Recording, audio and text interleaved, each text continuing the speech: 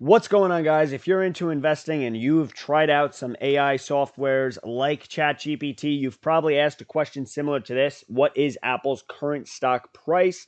And you've probably gotten an answer like this, saying that ChatGPT cannot give you an answer because it does not have the knowledge. It was last updated in September 2021.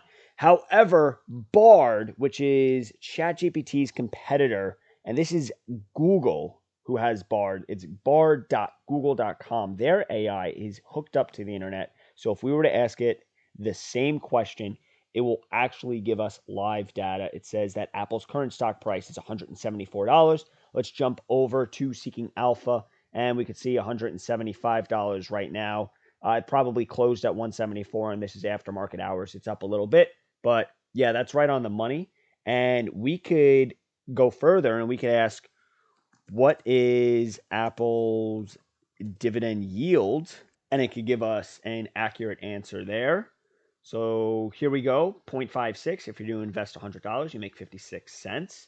And let's just check. There we go. The current yield is 0.56. Again, this is something ChatGPT cannot do. So I think ChatGPT is antiquated now, obsolete, old news. Bard is the new and improved AI to go with, especially if you're into investing in finance and you want to use it as maybe a financial advisor. Not today, but maybe one day, because it still has its flaws. It's still in its experimental phase. But I just want to show you in this video how you can mess around with it, how maybe you could help it when maybe you're screening for stocks.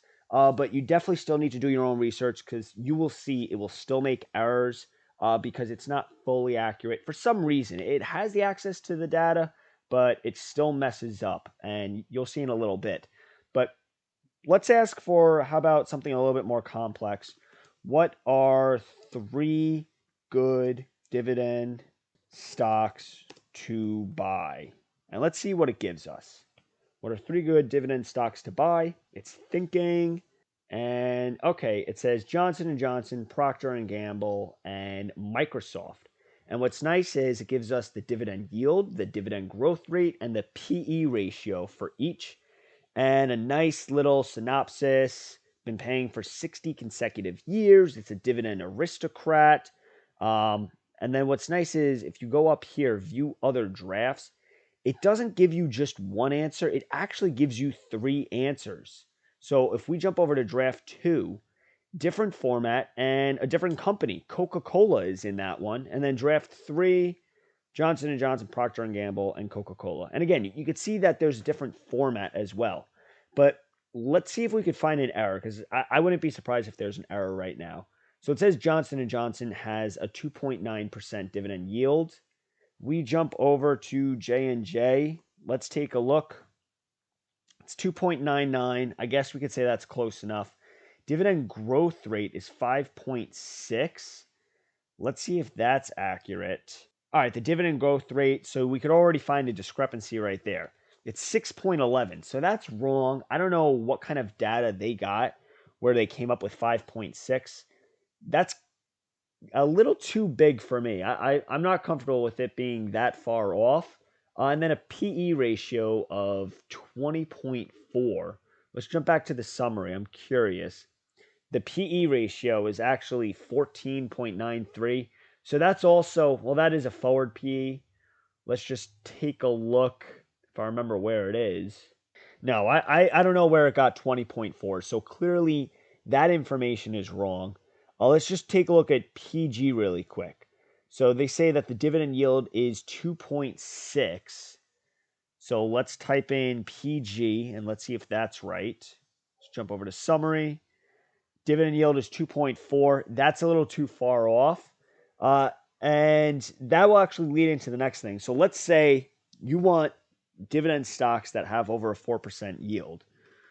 What are 5 dividend stocks with over a 4% yield? I spelt yield wrong, but I'm pretty sure the program will pick up on it and know what I'm talking about.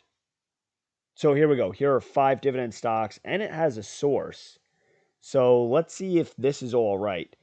All right, I already know this is wrong. So it says Verizon's dividend yield is 4.5. Verizon's current dividend yield is not 4.5.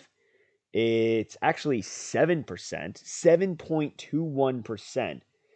So, yes, it gave me a stock that's over 4%, but then it's giving me false information here.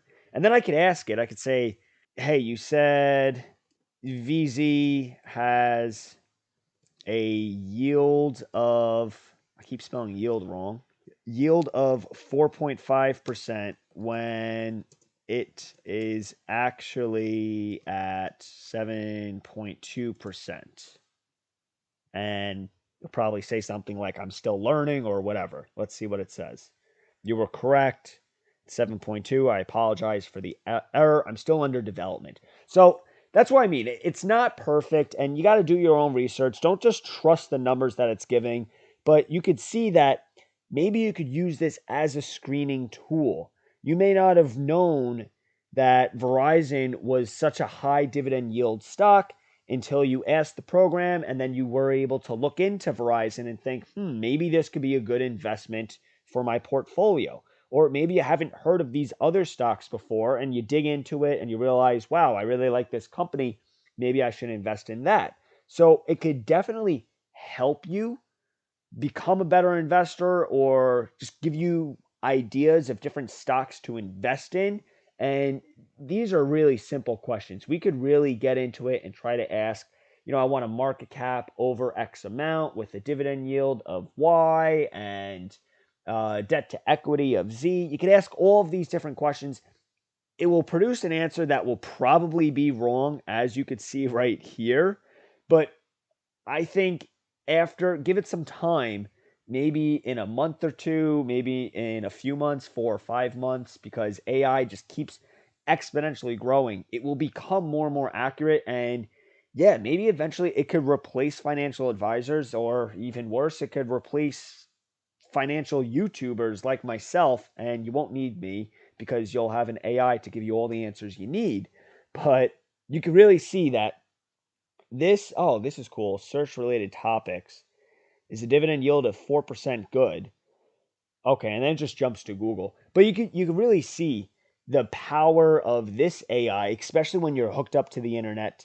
It's not perfect yet, but it is giving some pretty good insight here, and it's a little less censored like ChatGPT is. It didn't give me one thing saying, consult a financial advisor. Don't take this as financial advice. I really shouldn't give you information. ChatGPT is just littered with censorship and disclaimers and this and that. Google Bard is just kind of giving you the facts, saying you're asking for X and I'm giving you the answer, which is Y, and that's it. It's not giving you all of these annoying disclaimers, which I really do like that. But yeah, I would say definitely check out Bard. I personally think it's a lot better than ChatGPT. I'm excited to see the direction that it'll go. It's clearly still in its early phases, and it doesn't have all of the right data for some reason. It says that it's right here, but clearly it can actually pull real data as we saw up here with Apple. It has access to the internet. So I don't know where the discrepancy is here, but this is definitely better than ChatGPT in my opinion. So I would check it out if I were you guys. If you like this video and you thought it was useful, definitely smash that like button. And as always, I will see you in the next one.